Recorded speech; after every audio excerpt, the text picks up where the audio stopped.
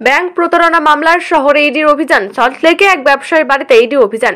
Optical fibre ব্যবসায়ীর বাড়িতে অভিযান। ব্যবসা সম্প্রসারিত করার জন্য ব্যাংক থেকে ঋণ নেন, সেই টাকা অন্য কাজে লাগানো হয়। ব্যাংকের সঙ্গে সমস্ত রকম যোগাযোগ বিচ্ছিন্ন করে দেন।